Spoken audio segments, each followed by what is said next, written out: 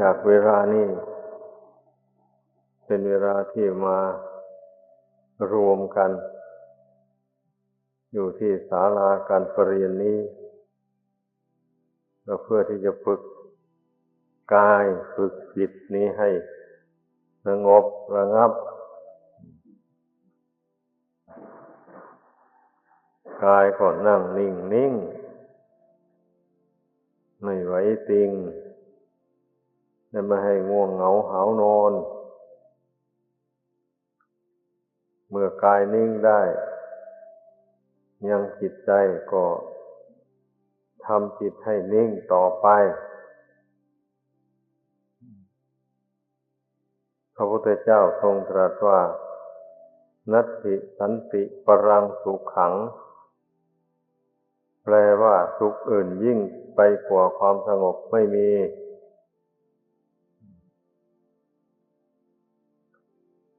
บรรดาความสุขในโลกมีอยู่เช่นผลไม้สุกมันก็มีรสหวานดีแต่มันก็หวานชั่วระยะปลายลิ้นเท่านั้นแหละเมื่อผ่านลงไปสู่กระเพาะแล้วความหวานนั้นมันก็หายไป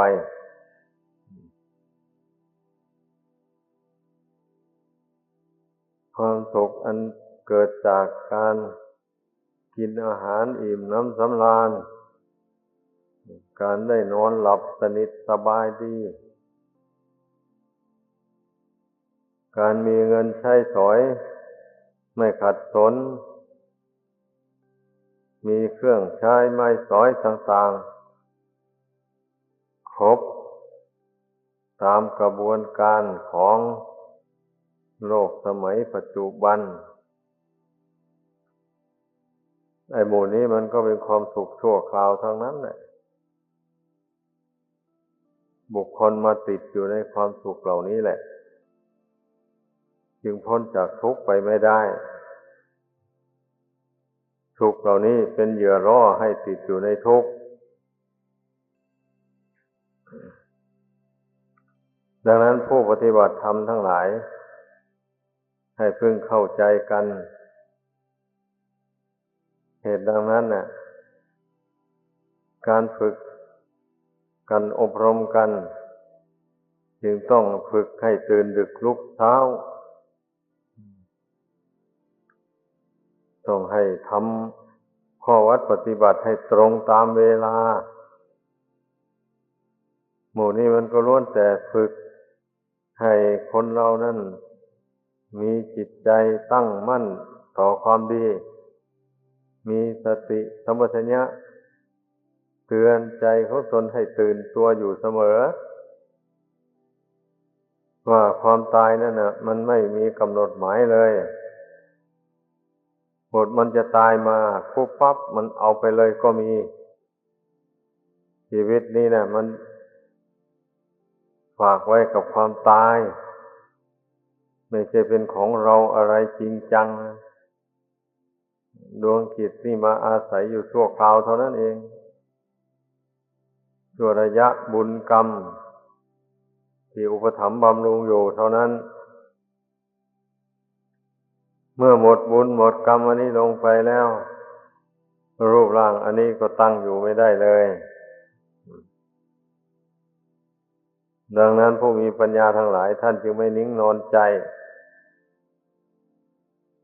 จึงรีบเร่งทำความเพียรละกิเลสอันเป็นเหตุให้เกิดทุกข์ภายในสงสารเนี่ยไม่รู้จักจบจักสิ้นจึงเพียรละความโลภด้วยการให้การบริจาคทานเพียรละความโกรธด้วยการเจริญเมตตากรุณาเสมอจนว่าจิตใจมองเห็นสัตว์ทั้งหลายนี่นะว่าเป็นเพื่อนทุกข์เกิดแก่เจ็บตายด้วยกันไม่ควรที่จะไปเบียดเบียนมันหรือเขาเจริญเมตตานะจนให้มองเห็นสัตว์ทั้งหลายเป็นอย่างว่านั่นแหละแล้วมันก็จะได้งดเว้นจากการเบียดเบียน ก็สมทานมั่นในศีลได้อย่างมั่นคงถ้าไม่มีเมตตาธรรมกรุณาธรรมนี้แล้วศีลก็รักษาให้บริสุทธิ์ไม่ได้ไม่มีคุณธรรมสนับสนุนแล้วอย่างนี้เนี่ยมันเป็นไปไม่ได้เลยศีลจะบริสุทธิ์ไม่ได้มันเป็นอย่างนั้นเพราะฉะนั้นเราเป็นชาวพุทธนะพระพุทธเจ้าทรงแนะอุบายแนวทางกำจัดกิเลสบาปธรรม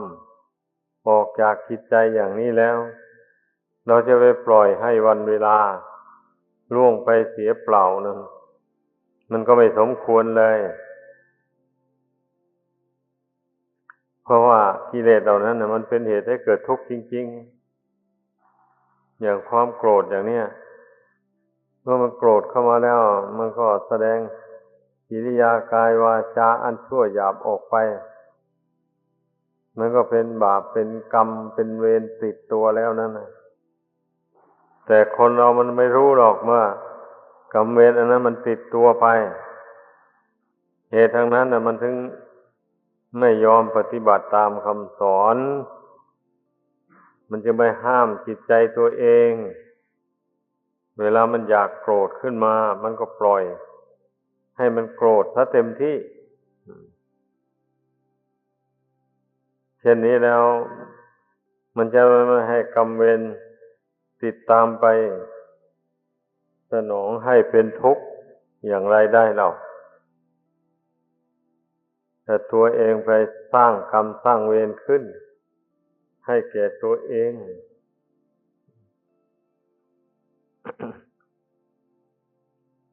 ดังนั้นน่ะจึงควรพินิจพิจารณา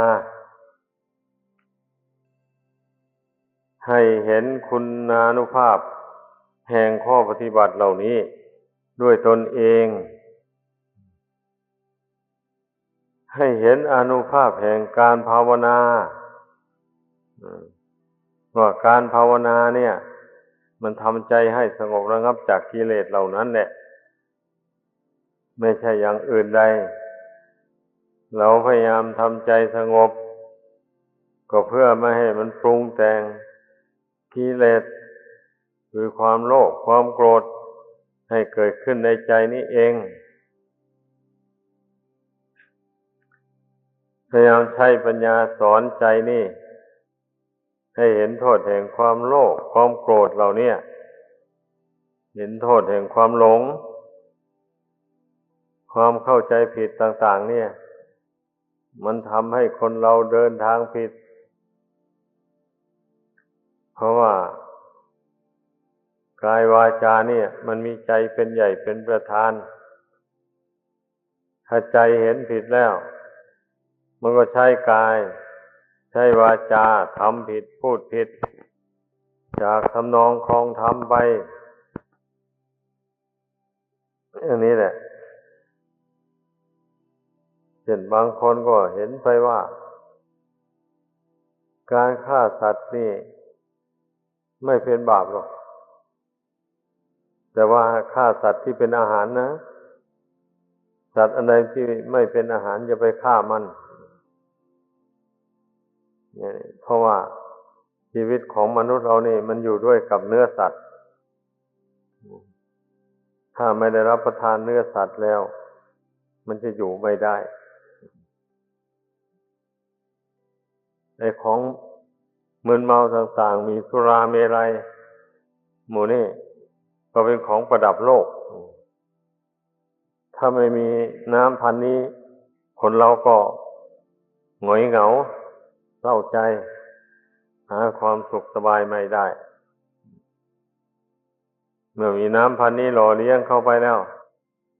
มีความสนุกสนานรื่นเริงบันเทิงใจดีหรือว่าได้ไปเล่นชู้กับเมียของคนอื่นหรือผัวคนอื่นหมู่นี่เห็นว่ามันเป็นเรื่องสนุกสนานดีอันหมู่นี่แหละมันล้วนแต่เป็นความเข้าใจผิดทั้งนั้นเลย อืม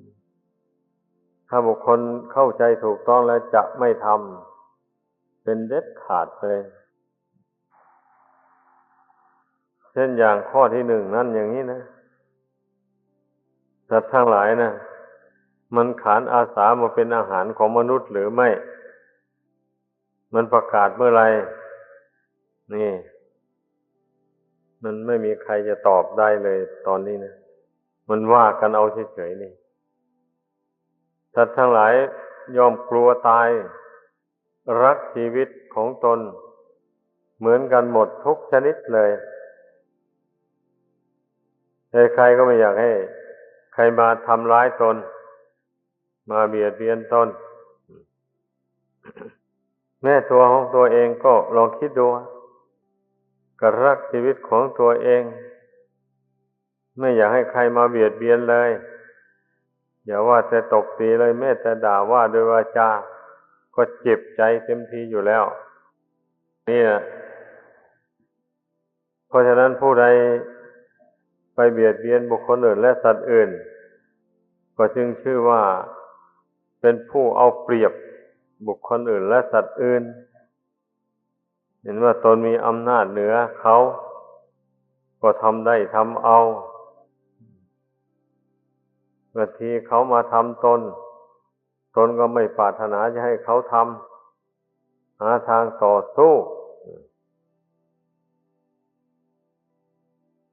ไอ้หมู่นี้มันควรคิดควรพิจารณาให้รู้ให้เห็น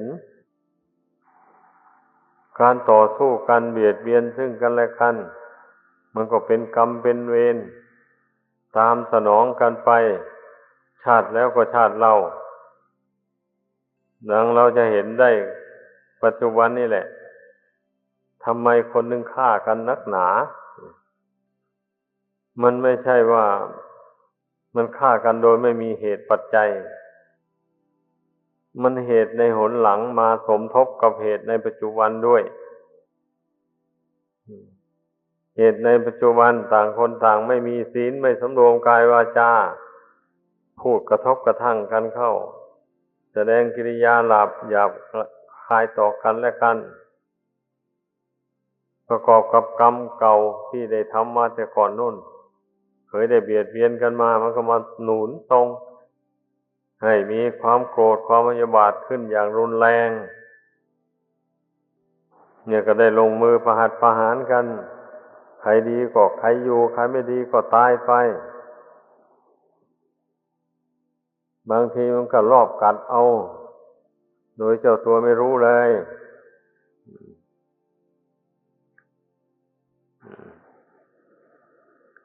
อันหมู่นี้มันไม่ใช่ว่าอาศัยแต่เหตุปัจจุบันนะอาศัยเหตุในอดีตที่ล่วงแล้วมาแต่ก่อนผู้ที่ถูกเขาฆ่าตายผู้นั้นก็คงไปฆ่าเขามาแต่ก่อนนะนั่นแหละกรรมนั้นมันก็ติดต่อให้ตามมาถึงในชาตินี้มันถึงเวลามันให้ผลเวลาใดมันก็โดนบันดาลให้คนอื่นเขามาฆ่าตัวเองตายเสียก็เป็นอยู่อย่างนี้เรื่องบุคคลผู้ไม่มีศีลน่ะไม่สำรวมในศีลแล้วมันก็มีแต่การเบียดเบียนซึ่งกันและกันน่ะไปอยู่อย่างนั้นเพราะฉะนั้นพระพุทธเจ้ายังตรัสว่าอัพพยาปัจจังสุขังโลเกปานภูเตสุสัญญโมความสำรวมในสัตว์คือความไม่เบียดเบียนซึ่งกันและกันเป็นสุขในโลกสุขาวิราคตาโลเกกามานังสมติกะโมความสิ้นไปแห่งราคะคือความร่วงกามเสียได้เป็นสุขในโลกนี่พูดถึงความสุขที่พระบรมศาสดาทรงตรัสไว้นะให้พิจารณาดูพระองค์เจ้าทรงสรรเสริญว่าบุคคลผู้ใดไม่เบียดเบียนบุคคลอื่นและสัตว์อื่นนั่นนะผู้นั้นย่อมเป็นสุขสบายมาก แม้ยังจะไปเกิดในภพน้อยภพใหญ่ต่อไปมันก็ไม่มีกรรมชั่วเวรชั่วติดตามสนองให้เป็นทุกข์ต่อไปเกิดชาติใดก็มีอายุยืนยาวนานไปจนตลอดถึงอายุไขจึงค่อยตายเพราะไม่มีกรรมชั่วมาตัดรอนชีวิตในระหว่าง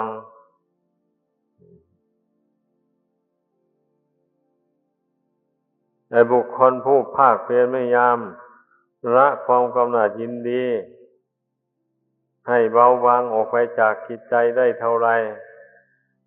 ความไม่ผัวพันในกามคุณหรือว่ากิเลสกามกิเลสกามได้แก่เรื่องผัวเมียนั่นแหละกามคุณทั้งห้าได้แก่รูปเสียงกลิ่นรสเครื่องสัมผัสต่างๆหมดเนี่ยผู้ใดเอากายออกห่างเอาใจออกห่างเอาวาจาออกห่างได้ผู้นั้นเป็นสุขในโลกพระศาสดาทรงตรัสไว้นะก็เป็นความจริงเลยจะไม่จริงอย่างไรบุคคลผู้ละราคะความกำหนัดยินดีได้โทสะก็ไม่เกิดโมหะความหลงก็ไม่เกิดเพราะความกำหนัดยินดีเนี่ยทำให้คนเราหลงมัวเมาไปในทางที่ผิดศีลผิดธรรมทำให้เกิดการแย่งชิงกันโกรธกันประหัตประหารกันหมู่นี้มันก็ล้วนแต่เกิดจากราคะความกำหนัดยินดีนี้ทั้งนั้นเลยเพราะฉะนั้นสำหรับผู้ครองเรือนแล้วควรบรรเทาถึงละไม่ขาดหมดก็ให้มันบรรเทาเบาบางลงอย่าให้ประพฤติผิดศีลข้อที่สามก็แล้วกันก็ยังนับว่าเป็นความดีความชอบของผู้ครองเรือนแต่สำหรับผู้เป็นนักบวชแล้วต้องเว้นทั้งทางกายทั้งทางวาจาและทางจิตใจโดยประการทั้งปวงกายก็ไม่แสดงมายาสาไถในเชิงรักเชิงใคร่การพูดจาปราศัยอะไรก็ไม่แสดงบทมายาสาไถออกไปต่อเพศตรงกันข้ามภายในจิตใจก็สำรวมระวังอย่าให้ความกำหนัดครอบงำจิตใจได้โดยมาพิจารณาเห็นร่างกายทุกกระเบียดนิ้วล้วนแต่เป็นของไม่มีอะไรสวยงามอาศัยหนังหุ้มห่ออยู่เท่านั้นเองจึงสิ่งโสโครกจึงไม่ปรากฏออกมาถ้าสมมติว่าลอกหนังนี่ออกลองดูสิน่าดูเหรอรูปร่างอันเนี้ยไม่มีอะไรน่าดูสักหน่อยเดียวเลยมันพอน่าดูอยู่ได้นี่อาศัยหนังหุ้มอยู่เท่านั้นเองนะแล้วก็มีเลือดวิ่งผ่านตามเนื้อตามหนังอันนี้น่ะทำให้เกิดผิวพรรณเปล่งปลั่งขึ้นมาเห็นเข้าแล้วก็ชอบใจที่แท้สีของเลือดต่างหากเลือดมันวิ่งไปตามร่างกายนี่นะทำให้มีน้ำมีนวลขึ้นมาแต่ที่จริงแท้ก่อนธาตุน้ำนั่นแหละคือเลือดแดงก็มีเลือดสีเหลืองก็มีเลือดขาวก็มีมันซึมซาบอยู่ในร่างกายทุกส่วนเนี่ยบัดนี้ถ้าหากว่าผู้ใดเป็นโรคเลือดจางเข้าไปแล้วผิวพรรณก็สูบซีดไม่เปล่งปลั่งเลยกำลังวังชาอันใดก็ลดน้อยถอยเบาบางไป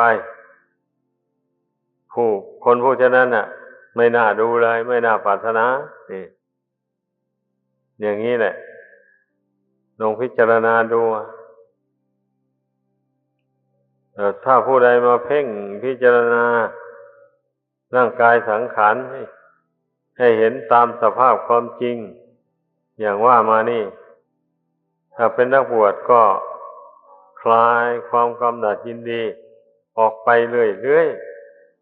ๆไม่ต้องการไม่ปรารถนามัน ผู้ใดเห็น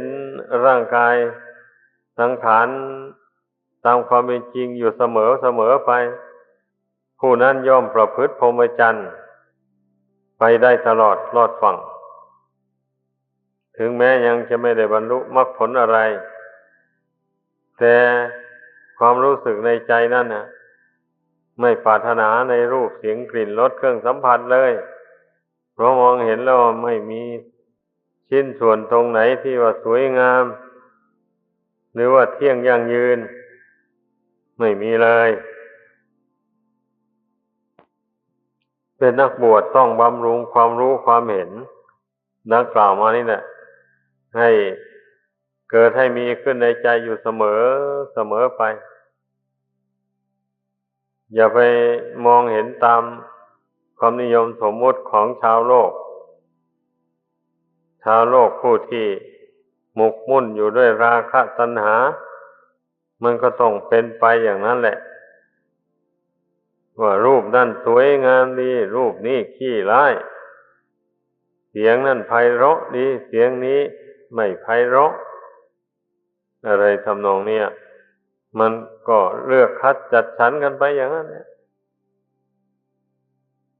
ตามความนิยมสมมุติของโลกแต่แล้วทั้งรูปสวยและรูปไม่สวยเมื่อพูดถึงความจริงแล้วมันก็มีสภาวะอันเดียวกันคือมันเกิดขึ้นมาแล้วก็แปรปรวนแตกดับทำลายลงเหมือนกันหมดเลยไม่มีรูปใดที่จะสวยสดงดงามอยู่ตลอดเวลาที่จะเที่ยงยั่งยืนอยู่ตลอดเวลาไม่มีเลยนี่ถ้าเป็นนักบวชแล้วจำเป็นต้องพิจารณาให้เข้าถึงความจริงอยู่อย่างนี้เสมอไปอย่าพิจารณาเห็นว่าเป็นของสวยของงามอย่างนั้นมันเป็นการยั่วให้เกิดราคะตัณหามันไม่เหมาะสมกับเพศสมณะมันเป็นคฤหัสถ์มันจึงเหมาะสมแบบนั้นน่ะเมื่อกำหนัดยินดีมาก็แสวงหามันไปไม่มีวินัยห้ามส่วนเป็นนักบวชนี่มีวินัยห้ามเลยแม้แต่คิดในใจก็ปรับอาบัติได้เช่นไปคิดสรรเสริญรูปร่างของเพศตรงกันข้ามว่าตั้งแต่บั้นเอวขึ้นไปนั่นว่าตรงนั้นสวยตรงนี้งามอะไรต่ออะไรขึ้นมาเกิดความกำหนัดยินดีขึ้นปรับอาบัติทุนใจตั้งแต่บั้นเอวลงไปปรับอาบัติทุกกฎมันเป็นอย่างนั้นนะอย่าไปเข้าใจว่าอาบัติทางใจไม่มีอยู่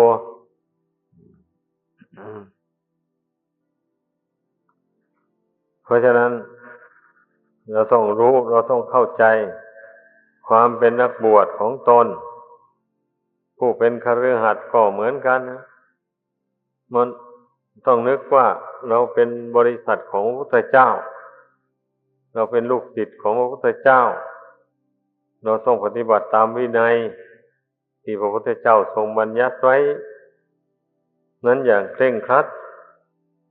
เราจึงจะพ้นจากนรกอบายภูมินี่ก็ต้องสอนตนเข้าไปอย่างนี้นะเป็นคฤหัสถ์ก็ดีไม่ใช่ว่าเป็นคฤหัสถ์แล้วจะทำอะไรก็ทำได้ไม่เหมือนนักบวชไม่ใช่อย่างนั้นนี้มันต้อง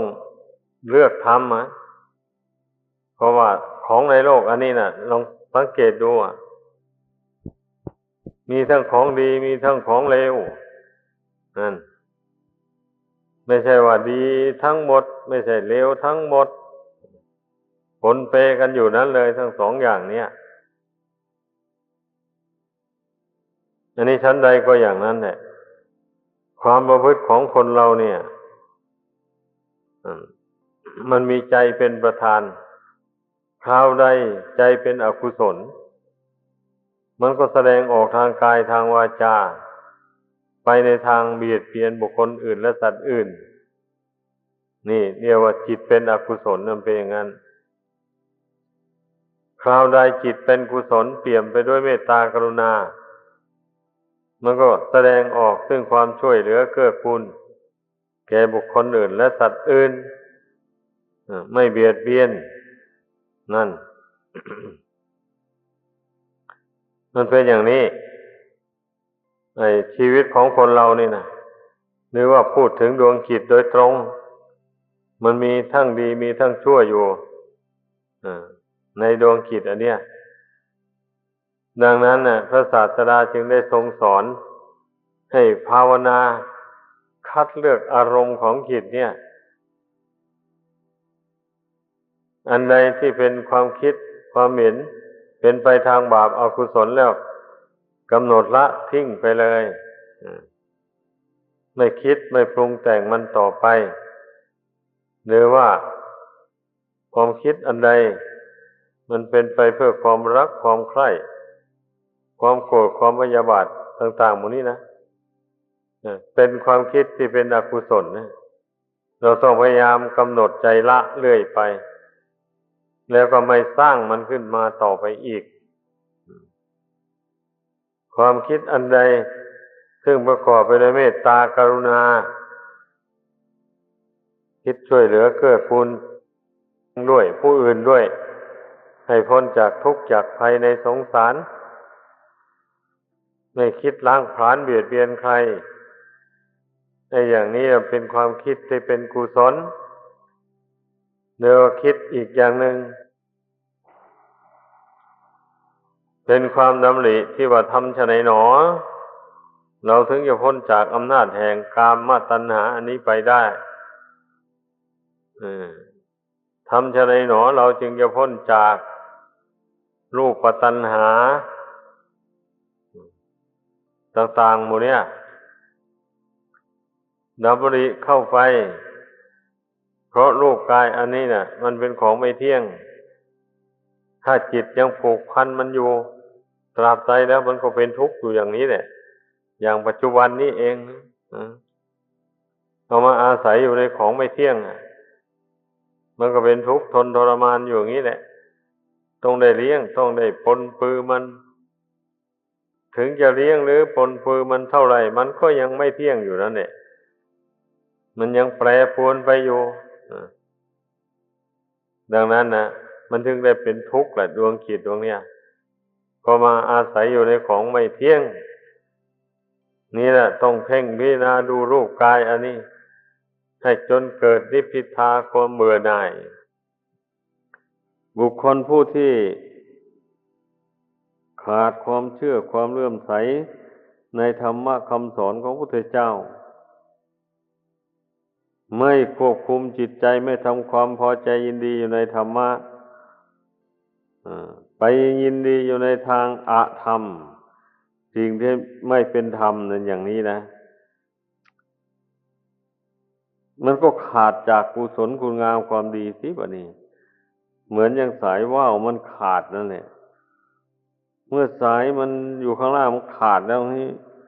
มันก็ไม่มีอะไรจะมาดึงว่าวนั้นไว้ได้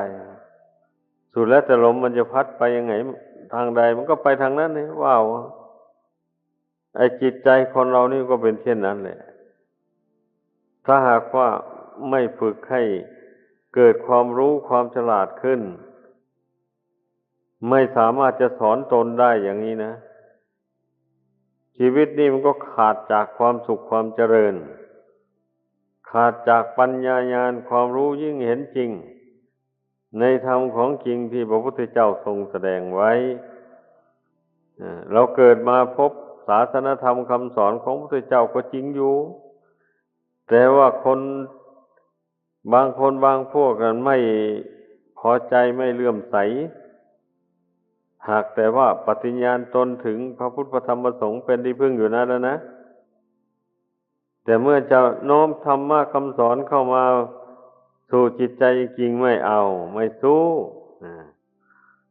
อย่างนั้นแหละเมื่อเป็นเช่นนี้แล้วชีวิตมันก็ย่อมหมัวหมองอยู่ด้วยอุปกิเลสอืม